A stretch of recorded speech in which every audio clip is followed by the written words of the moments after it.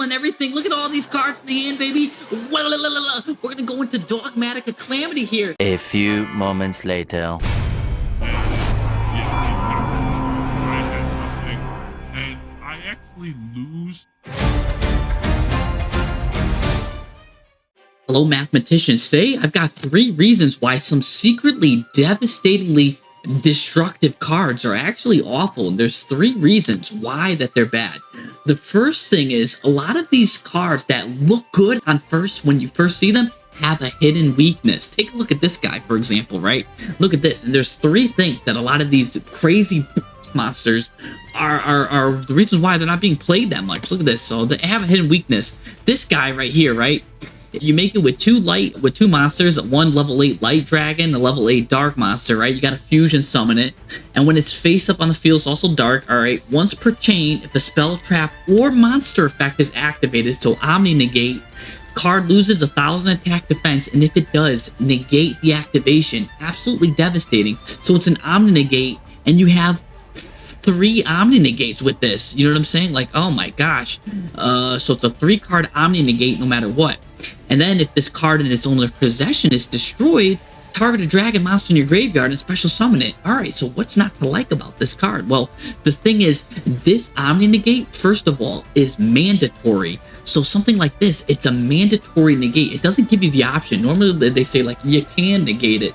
So if you're playing this, that means your own cards are now turned off until everything is used up.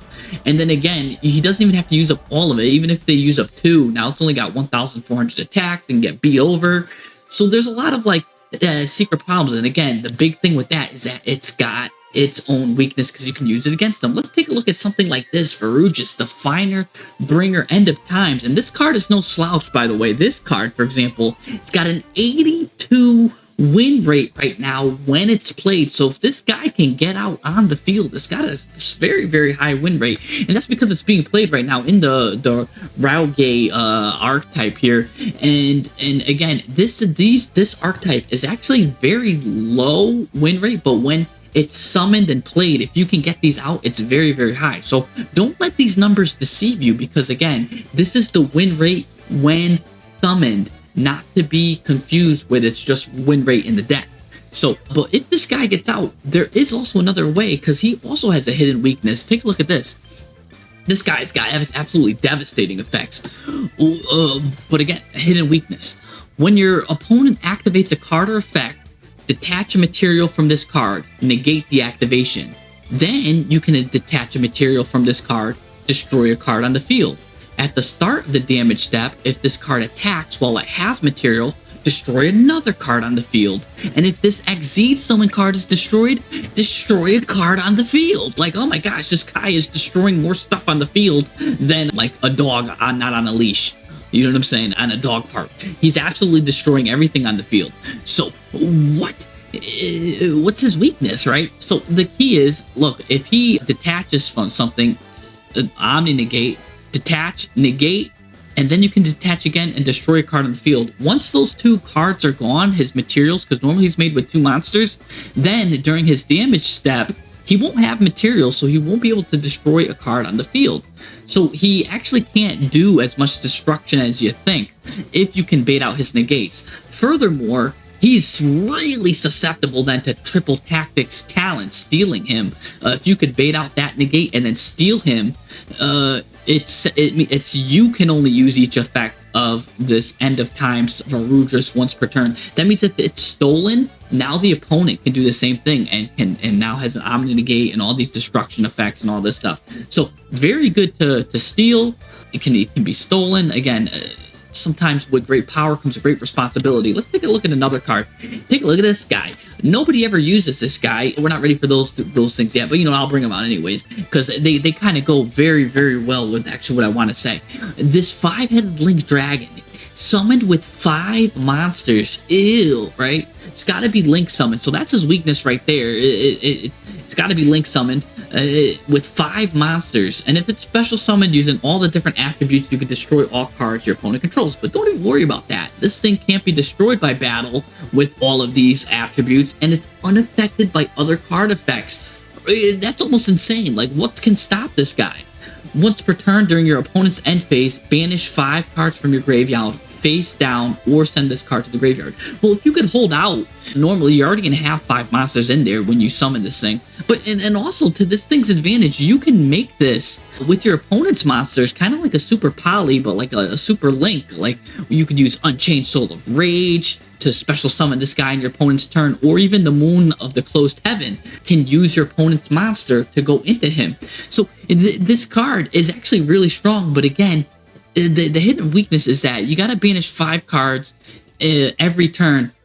So if you could just keep just hold off, eventually they're gonna run out of gas.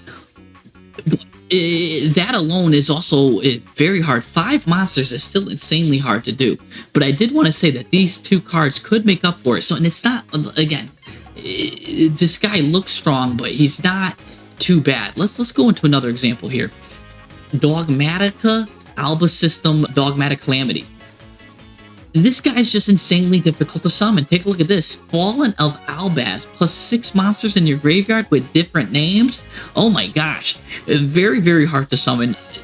I've been trying to get this guy to work for the longest time. I would be lying to you if I told you I'm trying to get this guy to work. I'm actively trying to get this guy to work because the artwork alone of this guy is so boss. Look at this thing.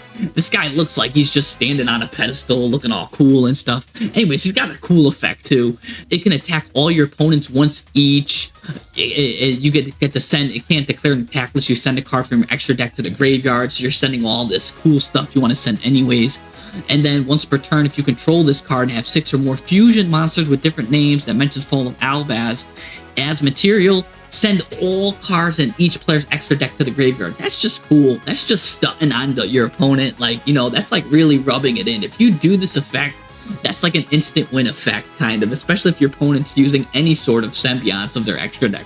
Really cool effect, but insanely difficult to summon. 6 monsters with your extra deck, and that's another thing. Some powerful cards are insanely difficult to summon. Take a look at this guy. He looks very generic, right? 3 monsters with different attributes. Very, very simple. But he's a Link 6. Ew. How many times are you going to climb with that?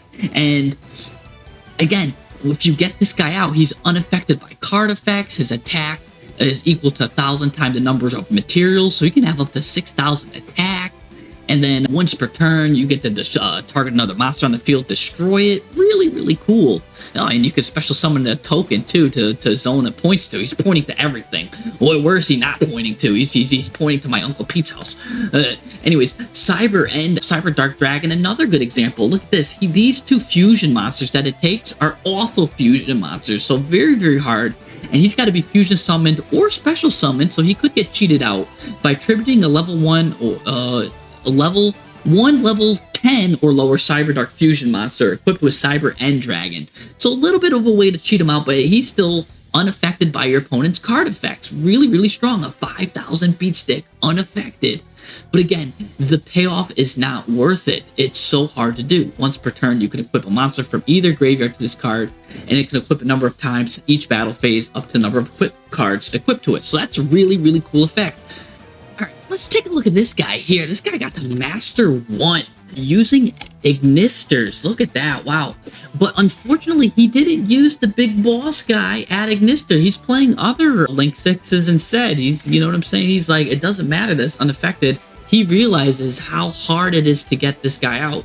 And no doubt that's why he got to Masters. He made that sacrifice. Now, if it was me, I'd try to find a way to squeeze him in there. You know, maybe replace one of these guys. But anyways, you can see here, I did want to show you that, like, he's got the framework done if you just want to, you know, do a little switcheroo there, because he's got pretty much the framework done. But again, really hard to get out to get that Link 6. But really, really cool. He is running the Malice engine, so you know he is probably getting a little carried with that, because that engine is just really, really strong. But it is just important to show that, look, you can get to Master 1 with the Ignisters, but maybe not with this card alone. Because his extra deck's not using it. Now look at this guy. This guy is using the highlighted card I was talking about, but he had to use it in an event, and his extra deck isn't as diverse. And something I do want to point out too is, and I don't mean to bash this guy, Rock On, you can rock on, is he's playing a lot of playsets. Now the other guy was playing a lot of playsets, but he was playing in a 60 card deck, so he kind of buried him. But I want to highlight something here. 1, 2, 3, 4, 5, 6, 7, 8, 9 playsets. A playset is when you're running 3 copies of a card that's once per turn, hard once per turn. So something like end perm won't count. But he's running 9 playsets here. And why is that bad? Just real quick, I always just like to talk about the math here. If you're playing so many playsets, what happens is you run the chance, the more playsets you run, the bigger the chance that you end up duping on it, which means you're turning your 5-card hands into a 4-card hand, right? So you want to, I would say, not go more than 7 playsets, right? Because then 1 out of every 4 hands, you'll draw a dupe. Now, our guy using the Cyber Dark had 9 playsets. That's going to make him angry because that means like 1 out of every 3 games, his 5-card hand is now a 4-card hand. So that's pretty deadly. And that's if you're going first. If you're going second, the math changes just a little bit here. You can see even if you're running 7 playsets, 1 in 3, you're going to be rocking the dupe. And that's if you're going second on a 40-card deck. This is for 40-card decks. And if you're running, look at that, if you have 9 playsets, it's almost every other game. That's not quite 50%, 40%. You'll hit 50% at around 11, but just like it's just a lot. It's a lot. I wouldn't play more than 7 playsets. There's the 7 playset rule that it's being called, and we don't want to go more than the 7 playset rule, and that's why. So just take it from there, and that's why that deck is really hard to use, because again, he was using so many playsets, and that's why probably he wasn't having that much success with it. But again, he made it for the event, so I'm not going to go too hard on him because that was an event deck, so don't really want to go through it. Another thing about these boss monsters, right, is sometimes the cost isn't worth the effect, right? You're either running too many bricks or you got to run a lot of weak cards, right? So the Red Eyes Dark Dragoon is a great example of this. It's this really powerful beast of a card. It's got a negate or something like that. It can destroy something. It just does everything.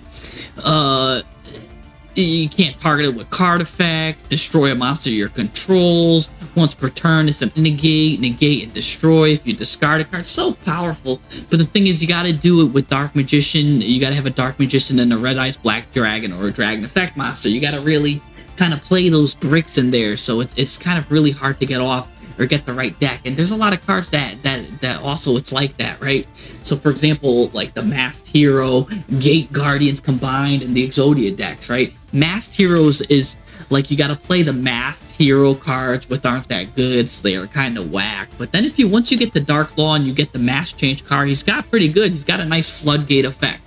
The Gate Guardians combined too. You got to play the original 3 Gate Guardians to get this guy out, right? It doesn't matter how you get him out, but you just got to put him in your deck. They kind of got to brick you up a little bit because they don't do anything in the hand, really. So you got to find ways to get them to the graveyards or on the field to get this guy out. You know, another good one I could have done was like the ABC Buster Dragon would be a good one like that, because you got to play all those Union cards.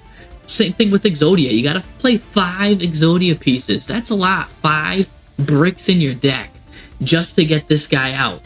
Granted, he's got a very powerful effect, but let's just show how deadly bricks can be.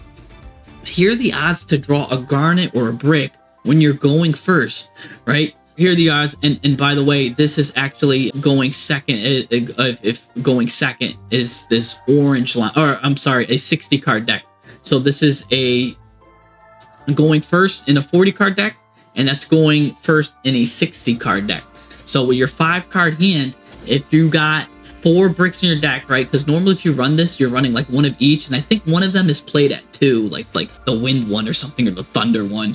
So you got a 40% chance to draw that brick or dupe. If you're playing Exodia, you got the 5 pieces in there, plus you got the 2 traps. So you got 7 bricks and garnets that are doing nothing until you get this guy out. That means 63% chance that you see this card if you're going first, that one of them's going to be in your hand in a 40-card deck, and a 47% chance that you're going to see the leg or the arm or the head or something. You're going to see that deadly head if you're going first and you're running all these bricks and garnets. Granted, again, with good deck building, I'm sure you could do something about it, and when this guy comes out, he'll have a good win rate. But again, oh my gosh, I'm gonna sneeze. I'm allergic to bad deck building. This deck is just absolutely insane. You have to just really try hard to make it work. And I've seen decks that make it work, so that's really good. And now I'm going to try to make some of this stuff work. I'm going to try to make the Light and Darkness Dragon and that Alba work because I think those cards are really cool. But before I do that and really try to make some of these cards work, like and subscribe if you like math, if you like stats and stuff.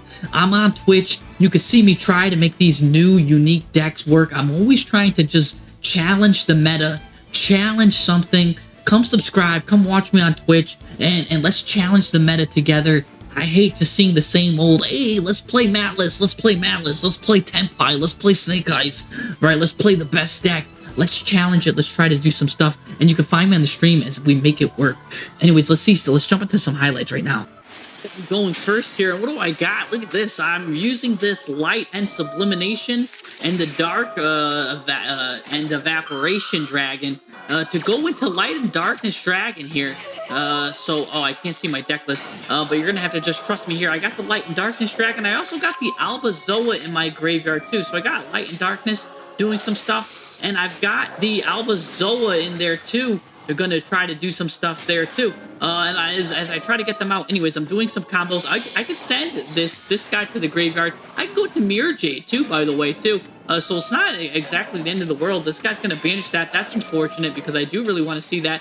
Because remember, when we get the Light and Darkness Dragon out, our own monster effects are going to be negated. So I'm trying to set myself up. I was trying to set myself up at least with cards that can just activate later and won't have mandatory activations. You kind of got to set yourself up to that when you do that, because you have to know that you're playing around your own stuff. Anyways, these two guards, remember, it takes 2 level 8s. That's a dark level 8. That's a light level 8. I made it level 8. There's the Light and Darkness Dragon, baby. Here we go. And I already used the negate, so I'm basically just running on this card right now. And you can see here that, again, it's forced to activate here. I'm going against Melissa. This Japanese player here, or maybe a Korean, is going to get his effects mandatorily negated. No matter what he does, it's going to get negated. Boom, negate. Oh, you want to do that? It's once per chain too. So that's another weakness of it, is you could play around it by forcing something and then doing something else.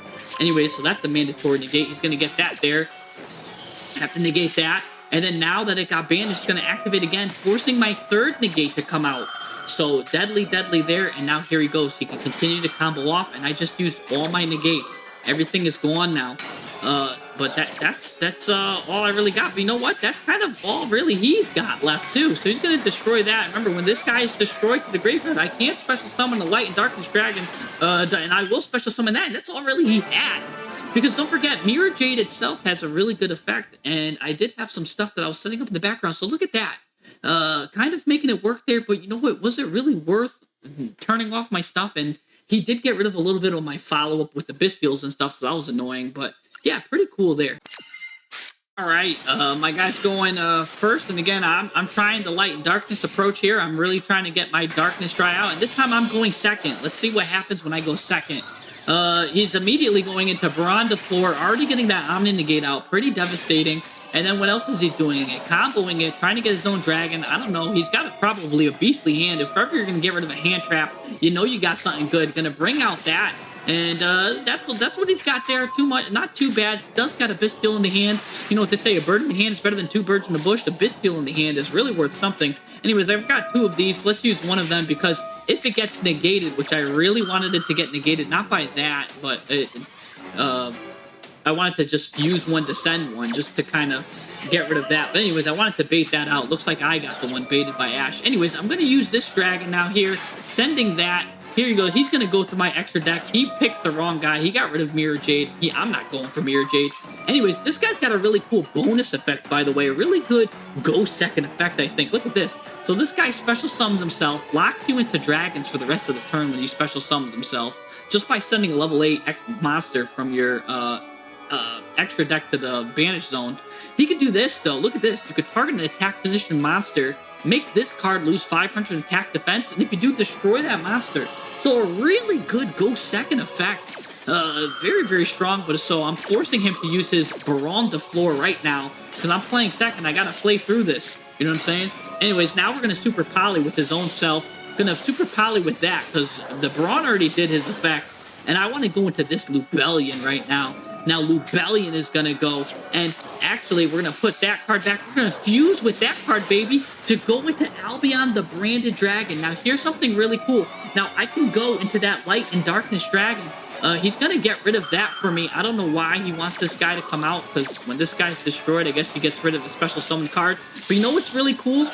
So I could go into the Light Darkness thing, but you know what? I want to go into something else. Sometimes the scenario doesn't call for it because he's got Cash Tier of Birth out. So even if he's like negating stuff and whatnot, cards can just keep coming out. There's a more important card, and there's a reason why I made one card come back. And it's because I'm going to go back into the Star Swords Dragon. Sometimes the card that supports it, this is the card I usually send to the graveyard with these guys. I banished this, but you know what? I brought it back into the actual deck, and I fused it because when I do that, I can just target 2 cards and destroy them. Oh, and thanks for banishing a card for me, because now I get to search something, and that's going to destroy that. And destroying the back row was more important. So look at there. Even though I got the Light and Darkness Dragon in my deck, the winning play wasn't to summon the Light and Darkness Dragon. It was to summon the guy that supports the Light and Darkness Dragon. Sometimes, you know, Gaston from Beauty and the Beast is really big and strong, but you know that little minion, like, no one's quick as Gaston. Yeah, that guy is sometimes better to come out. The guy that supports Gaston. You know what I'm saying? That's what I did. The Star Swords, destroying that back row, which was giving him that continuous advantage, was more important than actually the Light and Darkness Dragon itself. Very interesting duel, and look at that. He pulled the plug. His connection failed because he failed to realize that I knew how to duel, and I'm a very good duelist. So let's continue on. All right, this guy is going first, and again, I'm running like a big 60-card deck. Maybe I should put this, what my deck is in the comments, or the engine below. I'm against the Deadly Centurion. Centurion's going to go set up their wild and wacky boards, as they're known to do. They really like to set up stuff, I'll tell you this. So I've got a nice Sword Soul card here. I also got a Brandon card here. Look at this. This guy's just summoning stuff. And what's crazy is they get to draw a lot. They get a lot of just advantage in general. Really, really strong. Really, really devastating. Oh, and I'm also using the Malice card back to try to get them to, on my turn, like just immediately shotgun the shotgun a Lancia card if they have it. So that's kind of why I'm using the back there. But I am giving them a clue that I'm into Albaz stuff because I'm using the Albaz, the Albaz field. Anyways, what is this guy going into? This guy's going into everything. I don't know what he's like the Scooby-Doo mystery gang, always getting themselves into trouble. Like, what is this guy getting into right now? And I would have gotten away from it too if it wasn't for you meddling kids. Anyways, this guy is definitely meddling around, going into a crazy thing here. What is he going into now? Going into Centurion Legatia. I never say that card right. Legatia, getting to draw a card. Look at this. This guy's got more cards than he started within his hand. We're putting together something really formidable. Really, really hard. A Heradic Seal of Heavenly Spears there, adding on to his advantage. Going into Centurion. Now what's he doing? Setting that guy back there. All right. My turn, finally. All right, I got a nice, decent hand here. We're going to start with this guy adding a card. He's going to special summon something. I'm going to combo this. And then he's going to do his Artifact Lancia. Like I said, he's going to fall for my stuff. I don't really banish stuff with this, so that's pretty good. So I don't really have to worry. I do banish when I do play a couple of Bestials, and Mercurio does like to banish itself, so I do have that. But I will get my Branded Fusion with that, get some stuff so I can start cooking. We're going to send Lubellion to the graveyard, but again, my Bestial is turned off because of the Lancia, so that's unfortunate. But I will send that Dark Evaporating Dragon to the graveyard, going into Lubellion the Searing Dragon. Lubellion the Searing Dragon here. I do have an Omni Negate, or not an Omni Negate, I do have a Negate in this, and here's where I actually make a critical misplay. I decide to negate that. I should just let it go. Who cares if he sends one of these cards back to the hands? I'm not going to use it anyways because at the last second, I decided to go into the other card. I'm shuffling everything. Look at all these cards in the hand, baby. We're going to go into Dogmatiklamity here. Now, unfortunate for me, he gets this card out, Bestial Druid Swarm. And I really wish I had my card in the hand here because he's going to just get rid of it right away. And I went through all of this trouble to get this card, and no, now he's just going to send it to the graveyard like it was nothing. I did all of that work, and he sent it to the graveyard. He's got a negate for that. and I'm just feeling defeated at this point. I'm not gonna lie. I was just. It took me this replay right here. I was like 3 hours in, just trying to get this guy to work, and I'm still trying to get this guy to work. And finally, when I got a chance to get him out, I misplayed it. I misplayed him. I didn't protect him. And yeah, he's got follow-up. I had nothing. And I actually lose this match. I surrender. I don't pull the plug. I surrender graciously. And it's my own fault that I lost that one again. I was scared that he was going to bring something back to the hand. I was getting nervous. I felt like Eminem, you know how his palms were sweaty, his knees weak. There was vomit on his sweater already or something like that. That was me. So I got scared when he activated that. I thought he was going to bring that back to the hand, but the timing of it was off, and I got scared. I could have held Mercurier because that guy also mentions Albaz, and I would have had that negate, and he wouldn't have been able to send it to the graveyard, and I would have been able to attack everyone once, and I would have been able to do some really cool stuff. And I'm just sad, and it's my fault. And then I would have been able to probably send this whole extra deck to the graveyard. So that was on me, not the card. But again, it's really hard to use those cards, especially when you finally see it after all these years. Oh my gosh, I felt like Jack in Titanic, where it's like it's been 84 years. Anyways, let's continue on to the next one. I'm going first. This guy's got magical hats, and I'm using Christian here. Oh, I've got spooky dogwood. People say not to use spooky dogwood, Jesse, but I like to use it because the Christian cards are all water. And by the way, I use like cards like Tidal and stuff that send water cards. I use Ice Shade that send water cards. And the Spooky Dog was just a great card to have that, it's like an anti-maxi. It does a lot. So I do like running one copy of Spooky Dogwood. I think it's better than Most Charming for Wallows because it has applications going second. Just imagine if that Dogwood was a whatchamacallit. If this Dogwood was a Molt Charming, I wouldn't be able to use it, you know? And by the way, this guy's using Psyframe Gear Gamma. I'm trying to level up here. I'm trying to do some ranked duels. He's gonna droll me, but I don't care. I could play very well under droll with my Christians. Destroy that. Get this guy back out. We're gonna send 2 cards to the graveyard. Can't really do anything here, but get this guy. And he nibs me. He nibs me. I'm gonna hold on to my Spooky Dogwood though. I'm gonna get a 6,250 piece. And you might be like, Jesse, so what does this card have to, what does this have to do with anything? You'll see very soon what kind of card is very hard to get out that I think is interesting. He's going to go into this thing, going to go into the Primate Lordly Lord, do some Primates. Sometimes it's not me that gets the cards out or is trying to do something. Sometimes it's my opponent that's trying to do something. Here he goes. He's going to do this. Now it's time for Spooky Dogwood. Now that I have him locked in, by the way, Christian is known for generating a lot of advantage and having a really good grind game. All of their cards activate from the graveyard. So even though people say Spooky Dogwood's not that good, look at this. I'm just starting to rack up a lot of cards. Again, he'll get rid of that, but I don't care. I get a lot of life points for this. And my gosh, this Primal Token is huge, by the way. Take a look at this. And now what is he going into next? What is he going into here? Gonna go into this guy. I've never seen this guy in my life. So this is one guy that's really interesting. 2 level 6 monsters. Normally you won't do this. Detach the material for this, target a monster on the field, and return that to the hand. Very interesting. He's gonna use this, and what is he gonna return? He's gonna return his own Fiendsmith Engraver back. Very, very interesting. I don't have much to my name, but I do have certainly a lot of life to my name. I'll tell you that. And I do have this big, gigantic token. My gosh, he gave me such a beautiful gift. So this is why I don't really mind this right now. And he's still, even summoning more. This guy's only going to give me 200 life points though. So that's pretty interesting there. And now what are you going into? This guy's getting into all sorts of trouble. Gonna go into this guy. Gonna get this thing. Gonna do that. Fiendsmith. Giving me a lot of life points now, by the way. I feel very healthy. You know, I feel like really like I just took one too many vaccines. Anyways, gonna go special summon. What are we going into now at this point? This guy's going into, oh, right here.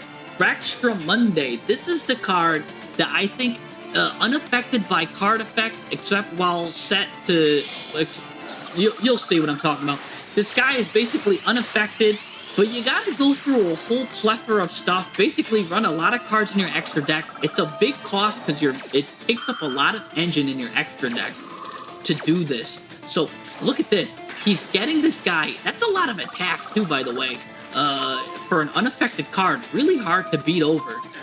And he's got 2 cards attached to it. But you know what's funny? Is he went through all of this trouble and he couldn't even defeat his own token he set up. He went through this whole setup and could not get rid of the token. And in fact, can't even hit, can't even attack. I think this card does piercing damage too. Can't pierce because I have more defense. He couldn't get higher than this, which is crazy. And I think it's laughably funny that he did all of this, set up this whole thing, went through a whole song and dance, probably could have listened to Freebird or something like that, and he couldn't defeat the own token he gave me. Great top deck, by the way. And here's what I'm talking about. I've got all this follow-up.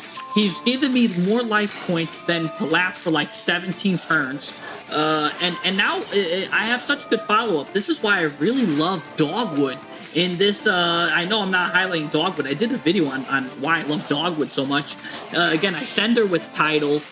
She could be a water monster that I send for my Ice Shades. And she's great going second, or going first and second. I'll go into Baron DeFleur, get rid of this Drill Beam, negate that.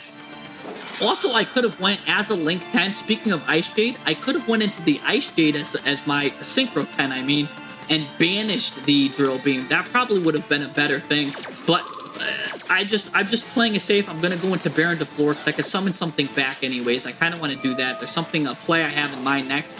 And what's funny is I could destroy my own Baron DeFleur. I kind of want to do that too.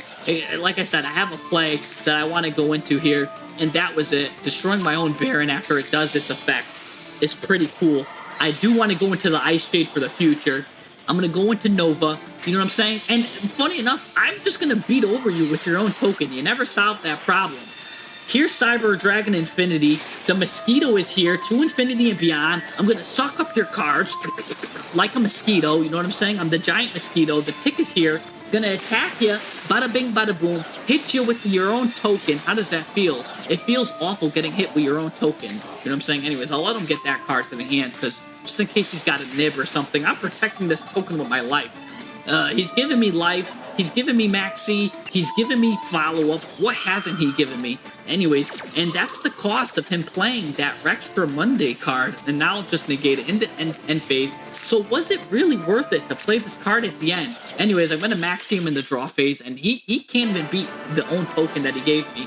And that's another thing, too. And his name is Fiendsmith, too, on top of that, too. So Fiendsmith, this Fiendsmith Master, going into Rextra Monday with this 6,000 attack, after years and years of doing stuff, is it really worth it? I mean, just the basic package is probably more than enough, and then going into all that extra credit, extracurricular stuff, right? Like, you already got 100 on your paper. You already passed. You don't need to, you're doing all this extra credit stuff, and you couldn't even out the own token.